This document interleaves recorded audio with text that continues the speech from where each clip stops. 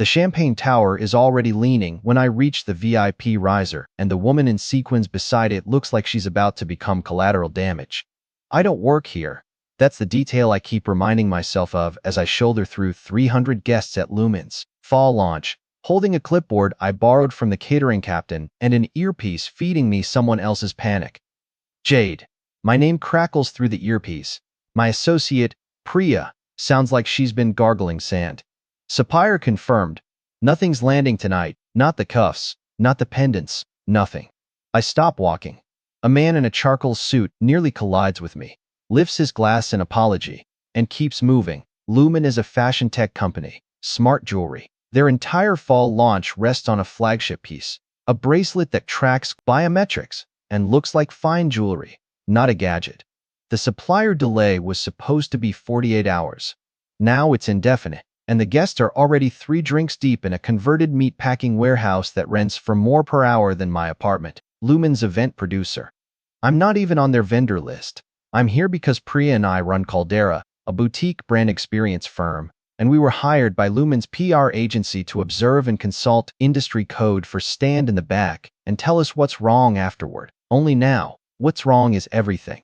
And the agency lead is in the bathroom, having what sounds like a genuine crisis. So I do the only useful thing I can. I start fixing it. I find the event producer, a guy named Darren I've worked around for years, standing behind the main bar with the expression of a man watching his career leave on foot. Darren. I step behind the bar. He blinks at me like I'm a hallucination. The product cases are empty. The centerpiece installation is a table with a cloth on it, and in about 10 minutes the influencers by the window are going to start posting that Lumen's big launch has no product. What do you have? Renders. Digital renders on the screens. That's it. The physical pieces are in customs in Newark, and nobody can tell me when they're clearing. Then we don't show product, we show the story. I'm already thinking, already building the room in my head. Who's your AV lead? Maya. But get her. And I need the runway, the one you're not using, because there's nothing to put on it. Darren stares. Who are you again?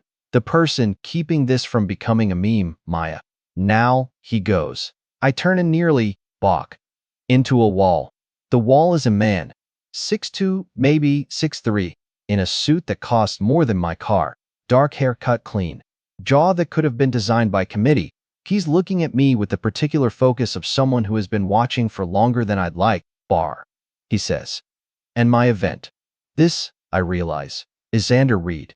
I know what he looks like because I've seen him on screens. Everyone in fashion tech has.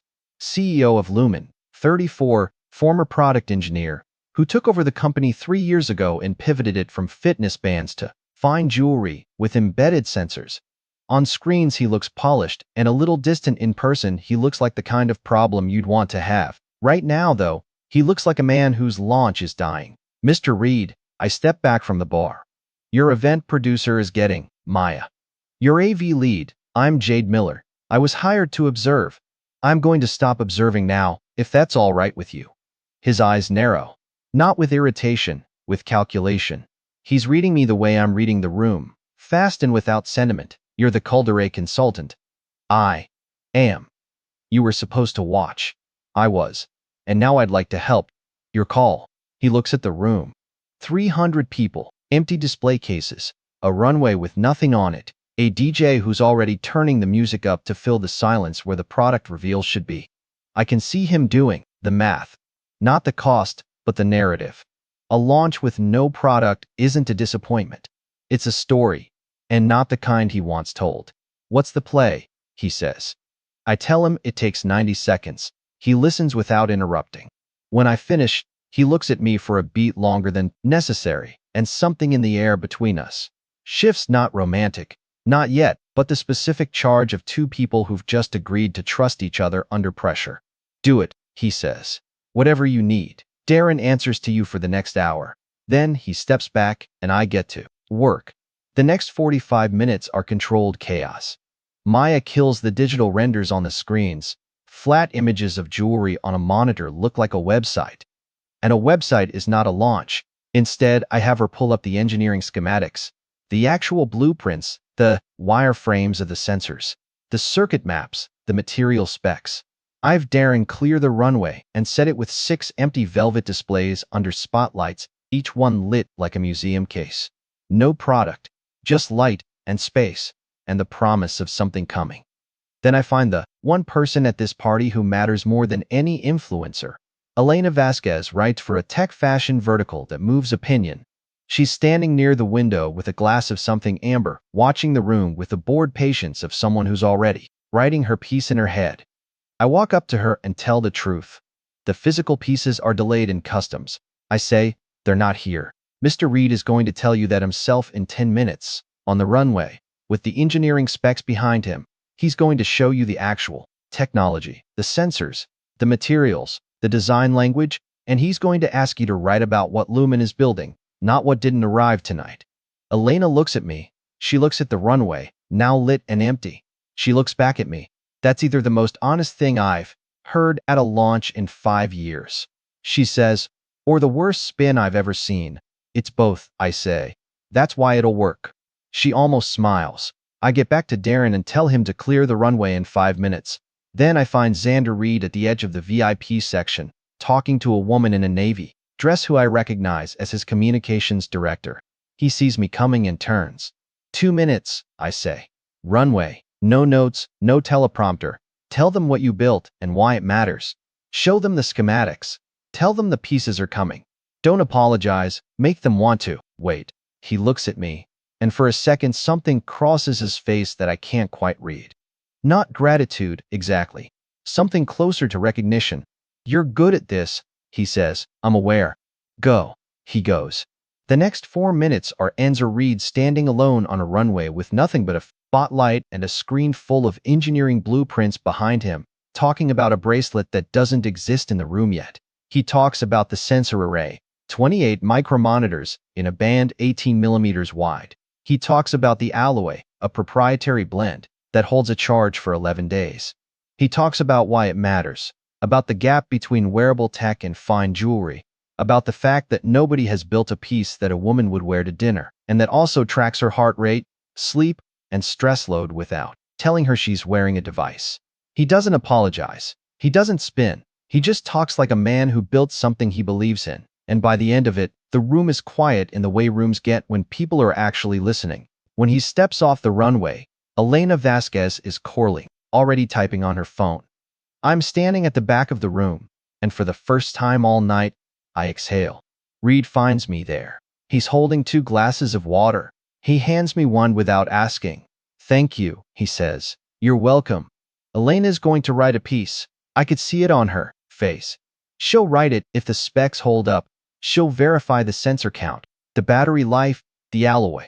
If those check out, you'll get a fair piece, maybe better than fair. He nods. He's still looking at me with that focused attention, and I'm suddenly aware that we're standing in a stanny corner at the end of a very long night, and the room is starting to thin, and the light is catching the line of his jaw in a way that is not professionally relevant. I'd like to hire you, he says. You already hired me. Technically, your PR agency did. Not for consulting, for the relaunch. I want you to run it. I blink. I run a 2-person firm. I know. I looked you up while you were saving my event. Your client list is short, but your retention is perfect. You don't lose clients. I don't take clients I can't keep. Then take this one. I should say no. Caldera does. Brand experience and event strategy.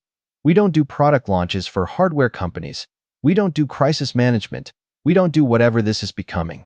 But Xander Reed is looking at me like I'm the only person in the room who can fix this, and the room is empty, and I've never been good at walking away from something broken that I know I can repair. Send me the brief, I say.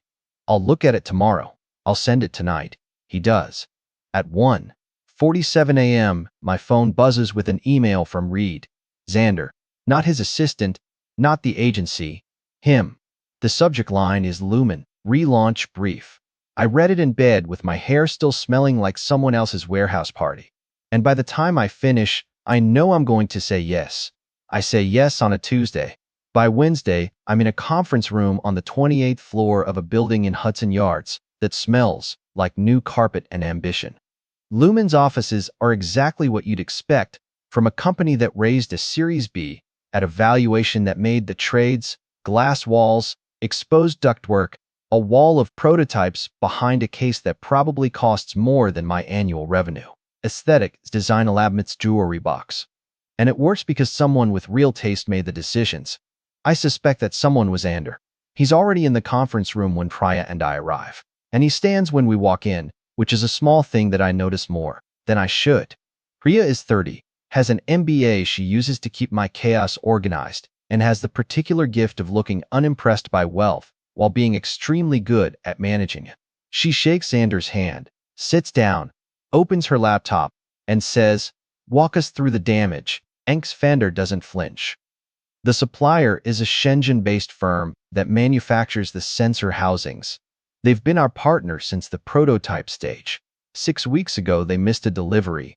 3 weeks ago, they missed another. The customs delay is real, but it's a symptom. The underlying issue is that they're behind on production, and they won't tell us why. We have 1,400 pre-orders. We have retail partners who expected stock this month. We have a board meeting in 6 weeks where I have to present a path forward, and right now the path is a sinkhole. What about alternate suppliers? I ask. 2 options. One in Vietnam, one in Mexico. Both can meet spec, but neither can meet timeline without a 6-figure expedite fee and a quality assurance process we'd have to build from scratch. I can make either work, but it means rebuilding the supply chain while managing the press, the Prado customers, and the board. I look at Priya. She gives me the look that means she's already thinking about it. The relaunch is the easy part, I say. The story is good, honest CEO, real technology supplier. Failure that isn't your fault. Transparent communication. We can work with that. The hard part is the board. Anders' jaw tightens. The board is the hard part. Tell me. 3 weeks ago, a board member named Gerald Forsyth started making noise about leadership stability. He's been on the board since the seed round. He's an early investor.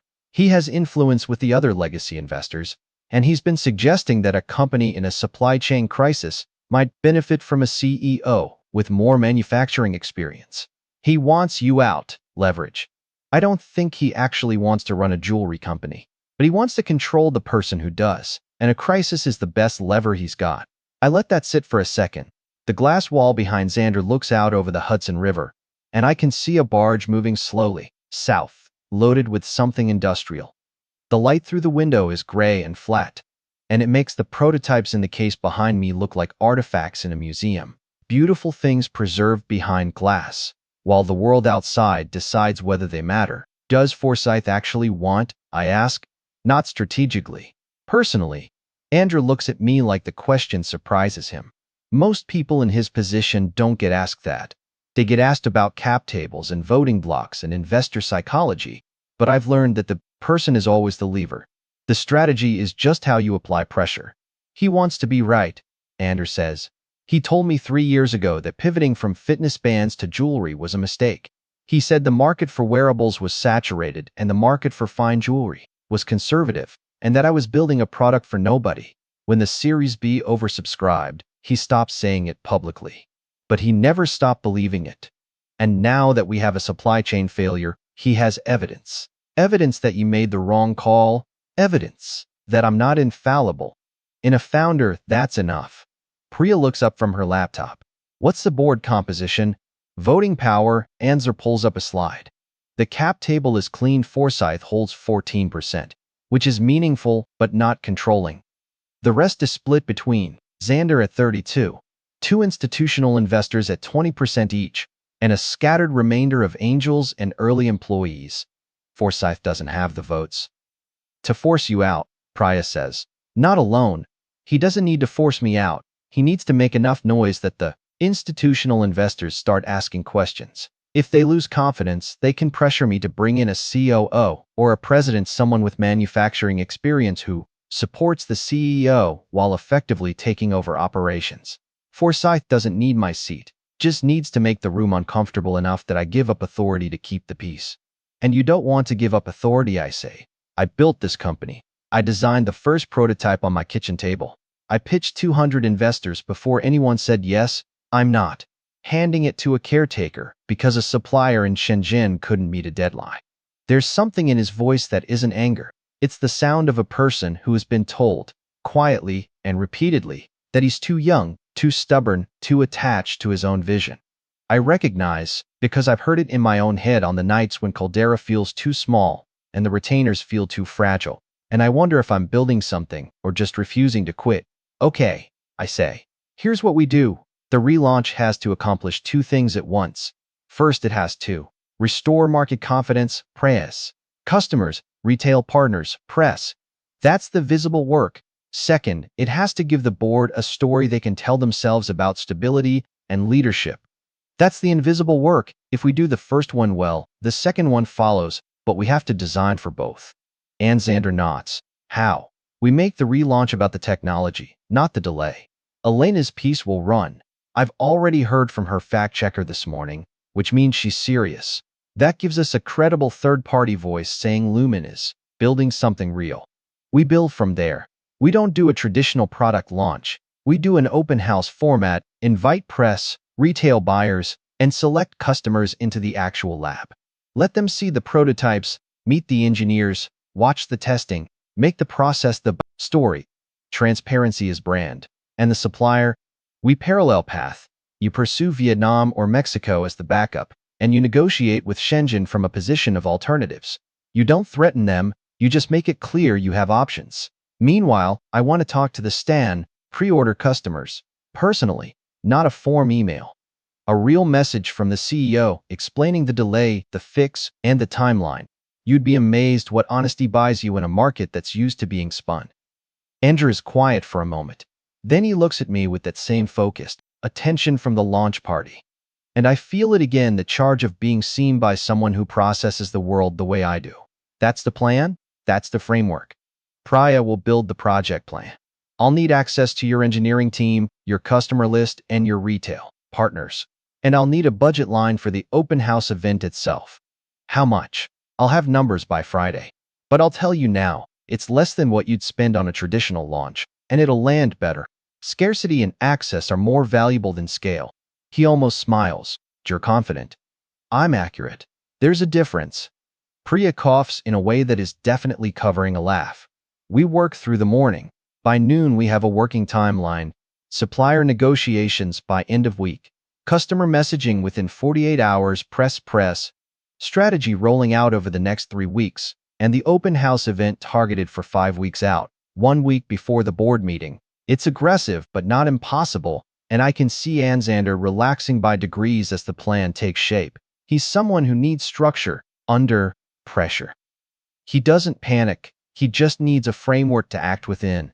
At 12:30, Priya excuses herself to take a call, and suddenly it's just the two of us in the glass conference room with the remains of a catering tray nobody touched. You're different than I expected, Anders says. From the consultant brief, from the way you walked into my party and took over my bar. I laugh. I didn't take over your bar, I borrowed it. You told my event producer to report to you for an hour. He needed direction. I gave him direction. He's looking at me with something that isn't quite amusement and isn't quite curiosity. It's somewhere between the two, and it's making me aware of the fact that we're alone in a glass room, and the light has shifted from gray to something warmer, and his sleeves are rolled to the elbow, and there are ink marks on his left forearm that I didn't notice before. I want to be clear about something, he says. This is a professional engagement. I hired you because you're the best person for the job, not because of anything else. I know that. Good, because I don't want there to be confusion. There's no confusion, because if there were, there isn't. He holds my gaze for a beat too long, and I can feel the warmth climb up the back of my neck, and I think we both know that the thing he's saying won't happen is the thing we're both already thinking about. Good, he says. Good, I say. Priya walks back in, looks between us, and says nothing at all, which is one of the many reasons I trust her with my business and my sanity. The next 2 weeks move fast. I'm in the Lumen offices 4 days out of 5, working out of a glass-walled huddle room that Sanders' assistant assigned me. The engineering team is sharp, a lead named Grace, who built the sensor array and speaks about it the way poets speak about form, and 2 junior engineers who clearly worship her. I sit in on their testing sessions and learn enough about biometric monitoring to be dangerous at a dinner party. The customer messaging goes out on day 3. Anzer writes the first draft himself. I read it, suggest 2 changes, one for tone, one for length, and he sends it to 1,400 pre-order customers from his personal email. The response rate is 62% open, 11% reply, and the replies are overwhelmingly positive. People are frustrated, but they're not angry because they feel like they've been told the truth. Elena's piece runs in The Verge's Fashion Tech vertical on day 5. The headline is, Lumen's launch had no product. Here's why. That might be the smartest thing in tech this year. It's fair, detailed, and lands hard. Traffic to Lumen's site spikes 300%. Forsyth, I'm told, is not pleased. I hear this secondhand from Xander's communications director, who tells me over coffee that Forsyth called an unscheduled meeting with 2 of the institutional investors and asked them to consider the optics of a founder who can't deliver product but can deliver press. Apparently, didn't commit. But they didn't dismiss it either. I tell Xander this on a Wednesday evening when we're the last 2 people in the office. He's standing at the window, looking out at the river, and his shoulders are tight in a way that tells me the day has been longer than either of us planned. Forsyth is moving, I say. I know. He's going to use the press momentum as evidence that you're prioritizing image over operations. I know that too. I set down my tablet. Andrew, look at me. He turns. The city is behind him, lit up and indifferent, and his face is the face of a man who is tired of being told what he already knows. The open house is in 2 weeks. I say, we invite the board, all of them, Forsyth included. We let them see the technology, meet the team, talk to the engineers. We give them the supplier update. Vietnam is online. Shenzhen is renegotiating. Timeline is solid. And we make sure that when they walk out, they feel like they've been inside a company that is building something, not managing a crisis. And if Forsyth still pushes, then he pushes, but he pushes against evidence, not narrative. And that's a harder fight to win. Xander looks at me for a long moment. The office is quiet except for the hum of the HVAC and the distant sound of an elevator arriving on a floor that isn't ours. Why do you care, he says. This isn't your company, you're a consultant. Could do the job and go home. I could. He's right. I could deliver the plan, execute the event, collect the fee, and walk away. That's what consultants do.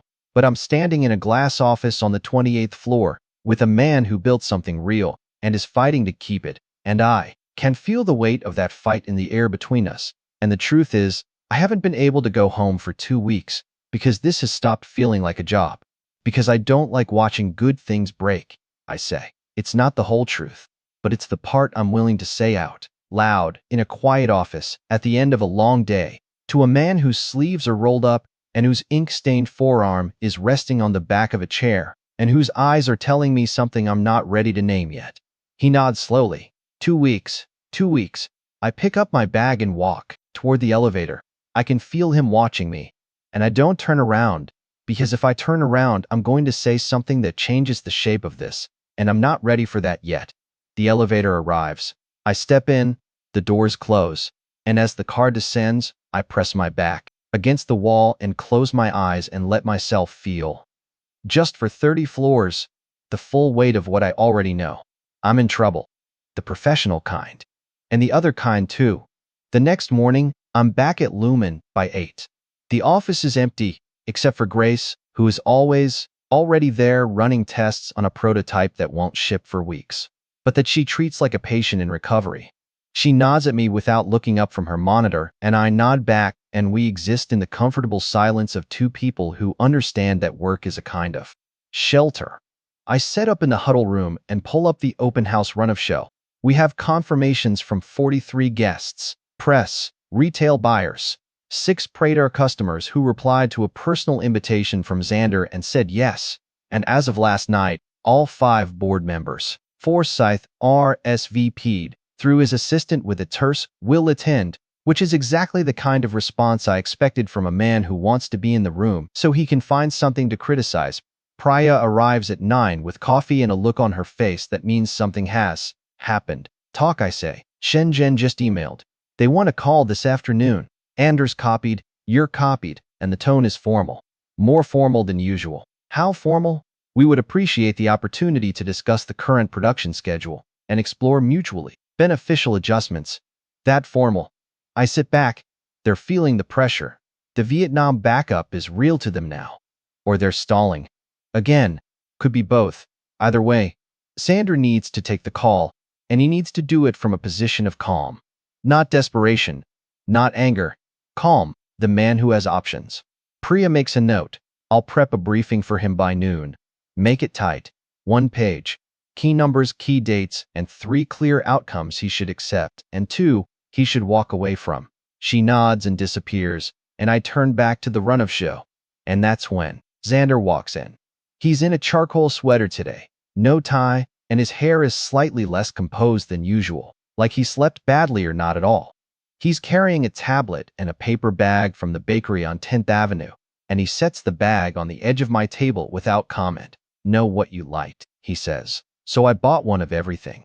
I open the bag. There are 4 pastries inside, which is not one of everything, but is enough that I understand what he means, which is that he was standing in a bakery at 7:30 thinking about me, and he doesn't know what to do with that. So he bought croissants. Almond, I say, pulling one out. Good choice. I didn't choose. I panicked. I look up. His face is completely serious, but there's something at the corner of his mouth that I think might be a joke, or might be an admission, or might be both. Did you sleep? I ask. Some. That means no. That means I was reading the Shenzhen email at 4 a.m., and then I was reading the Vietnam suppliers, QA protocols, and then I was reading Elena's piece again, and then I was staring at the ceiling. You read Elena's piece again, it's been a week. I know. And it's good. It's very good. But I keep looking for the part where she's being kind and wondering if the kindness is a setup for the follow-up where she takes us apart. Elena doesn't do setups. She'd have done. If she were going to take you apart, she'd have done it. In the first piece, the launch with no product was the cleanest angle she'll ever have, and she didn't take it. That means she's invested in the story, not the takedown. Relax. I don't relax. I know, that's why I'm telling you to. He sits down across from me, and for a moment we're just 40 people in a glass room with a pastry bag and a lot of unspoken things. And the morning light is doing something kind to his face, and I take a bite of the almond cross, so I don't have to talk. The Shenzhen call is at 3, I say, once I've swallowed. Priya's prepping a briefing. You're going to be calm, clear, and direct. You're going to listen more than you talk, and you're going to let them make the first offer. I'm not good at that. I know. That's why I'm telling you. He looks at me, and I can see the moment he decides to trust me with this. It's small a, softening around his eyes, a slight drop in the set of his shoulders. He's been carrying the supplier problem alone for 6 weeks, and now he's letting someone else hold part of it. And I know what that cost a founder, because I've watched founders refuse to do it and break. Okay. He says okay.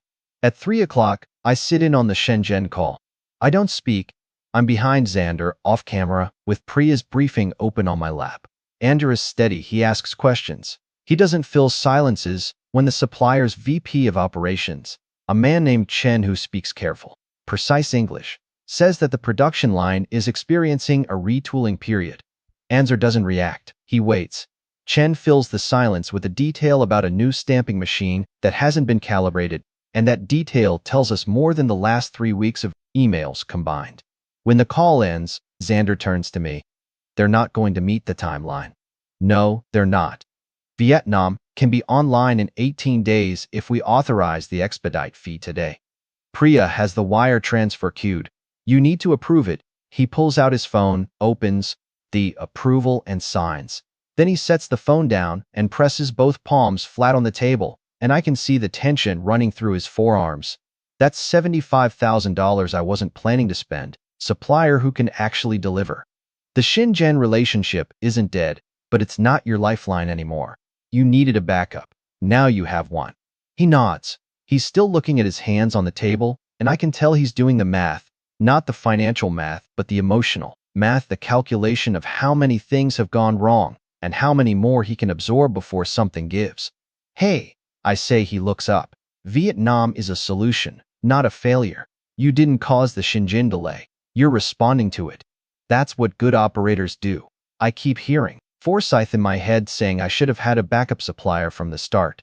Forsyth has never built anything. He's funded things. There's a difference, and you know it.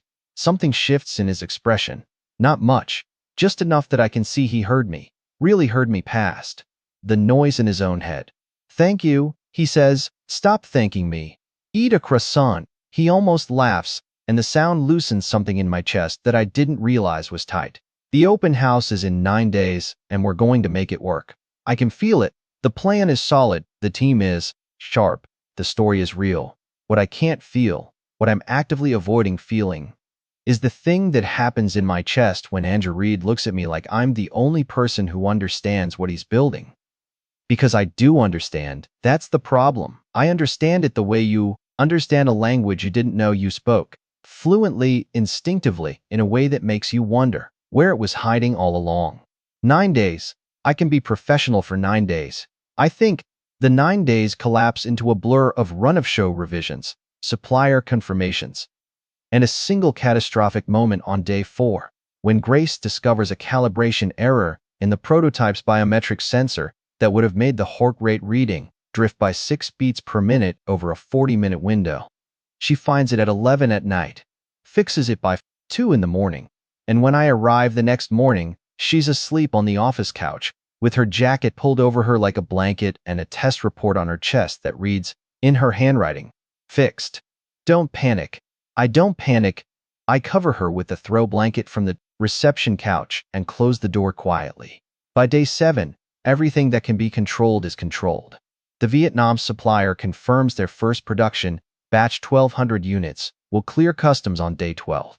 3 days before the open house, Shenzhen, sensing they're losing the relationship, sends a revised timeline that's actually reasonable, and Xander responds with a polite acknowledgement that commits to nothing. It's the most disciplined email I've ever seen him write. You're learning, I say when he sends it.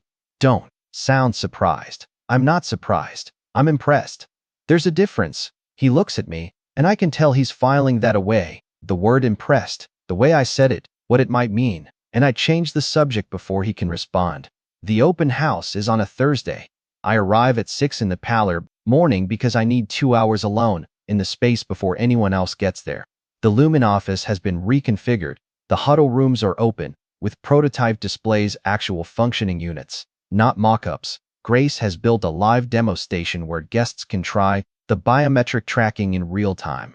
There's a wall-sized timeline showing the supplier recovery, the Vietnam pivot, the QA milestones, transparent, detailed, the kind of documentation that doesn't try to spin the story but simply presents it. Elena is coming. 3 retail buyers from the original launch guest list are coming, and all 5 board members, including Forsyth, who confirmed again this morning through his assistant with the same terse, will attend. By 9, the team is assembled. Priya has the guest flow mapped to the dimple, minute. Grace has run her demo station 6 times and is vibrating with a quiet intensity that I recognize as the particular anxiety of an engineer who knows her work is good but needs other people to see it. And he looks like a man who has decided to stop apologizing for building something that takes time. Listen, I say to him, pulling him aside before the first guests arrive. You're going to want to explain everything. Don't let the work speak. Answer questions when they're asked, and when Forsyth pushes, and he will. Don't get defensive. Get specific. Specifics are your weapon. I know. I know you know. I'm saying it anyway. He looks at me, and for a moment the noise of the room falls away and it's just the two of us standing in a corridor of light with 43 people about to walk through the door. After this, he says, we need to talk. I know. I mean it. So do I. The first guests arrive at 10. What follows is 2 hours of careful, deliberate demonstration. The retail buyers try the prototypes, and their faces change. You can see the moment when the technology stops being a pitch and becomes a product. Elena spends 20 minutes with Grace, asking questions that are sharper than the ones she asked me, and Grace answers everyone with data. The pre-day customers, who have been waiting since the launch with no product and no explanation beyond a single honest email, try the biometric tracking, and one of them, a woman in her 50s who runs a wellness clinic in Boston, looks up and says, this is actually good. Not, this is promising. Not, this has potential. This is actually good. Forsyth arrives at 10:40, 15 minutes late, which is a power move so obvious it's almost quaint. He moves through the room slowly, shaking hands, nodding, and I watch him stop at the supplier timeline wall. He reads it. His expression doesn't change, but he reads every word. And when he turns away, he looks like a man who came prepared for one fight and is finding a different one. The board presentation is at 11:30. Xander stands at the front of the main room with a single slide behind him, the production schedule, updated with Vietnam's first batch highlighted and Shenzhen's revised timeline alongside it. No drama, no narrative, just the numbers. He talks for 8 minutes. He covers the supplier failure, the pivot, the cost, the recovery timeline, and the QA protocol that Grace implemented after the calibration discovery. He doesn't assign blame. He doesn't perform confidence. He presents evidence. When he finishes, Forsyth speaks. The question isn't whether you've recovered. The question is whether this level of disruption was avoidable with proper planning. It's the angle I predicted. I can see the other board members shift in their seats, not because they disagree, but because they want to hear the answer. Anzer doesn't flinch. Some of it was avoidable. I should have had a backup supplier identified earlier. I didn't, because the Shenzhen relationship had been reliable for 3 years, and I prioritized the existing line over redundancy. That's a judgment call I got wrong. What I got right was responding to the failure fast enough to keep the launch window viable. The first batch ships in 8 days. Pre-orders are intact. Returns are under 2%. The technology works. You've seen it today. He stops. I'm not asking you to trust that I won't make mistakes. I'm asking you to trust that when I make them, I'll fix them before they become terminal. Evidence for that is in the room. Silence. Then one of the institutional investors, a woman named Diane who has said almost nothing all morning, nods slowly. That's fair. Forsyth doesn't push. I can see him calculating, weighing the cost of pressing further against the momentum of the room and deciding for now to hold. He nods once curtly, and the moment passes. The open house ends at 1. The last guests leave by 1:30. The team cleans up in a haze of exhaustion, and something that I think might be relief, though no one says it yet. Elena finds me before she leaves. The follow-up is running next week. I'm going to lead with the prototype demo. The Boston woman's quote, "This is actually good." That's the headline. Thank you, I say. Don't thank me. You built a story worth following. She leaves, and the office empties, and then it's just me and Xander. He's standing at the window again, same as that Wednesday night, but his shoulders are different now. Looser, like something that's been clenched for 6 weeks has finally, tentatively begun to let go. The board voted to keep me on, he says. Full confidence.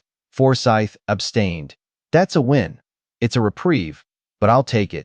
I walk over and stand next to him, and we look out at the river together, and the city is doing its usual indifferent, beautiful thing on the other side of the glass. You said we need to talk, I say. I did. So, talk. He turns to face me, and I turn to face him, and we're close enough now that I can see the faint shadow under his eyes and the small scar above his left eyebrow that I've never asked about. The rumor, he says. About us. The partnership rumor. What about it? I don't want to manage it anymore. I don't want to deny it or clarify it or strategically not respond to it. I want to make it true. My heart is doing something unhelpful in my chest. Xander, I'm not saying this because of the launch. I'm not saying it because you saved the company, even though you did. I'm saying it because I've been standing in bakeries at 7:30 in the morning, thinking about what kind of croissant you'd like. And that's not a consulting relationship. That's not a professional arrangement. That's me, being a person who wants to be near you. And I've been pretending it's something else. Because the timing was terrible and the stakes were high, and I didn't want to. Yes, I say. He stops. What? Yes. Make it true. He looks at me like he's waiting for the condition, the caveat, the professional framework. I don't give him one, on our terms. Not the rumor's terms, ours. What are our terms? I think about this. I think about the last 6 weeks. The launch, the emails, the midnight calls, the office at the end of a long day, the feeling of being understood by someone who builds things the way I build things. We finish. The launch first. The first batch ships, the reviews come in, the company stabilizes. Then we figure out what this is. Together, no rushing, no drama, no press cycle, just us, deciding what we want. And if I already know what I want, then you can tell me.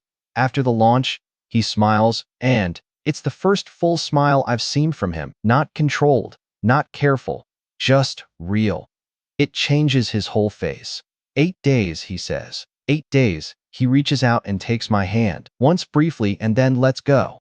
It's the most restrained gesture I've ever seen from a man who wants to be less restrained, and I understand it completely, because I want the same thing, and I'm choosing the same patience. Jade, he says, Ander, thank you for not letting this break.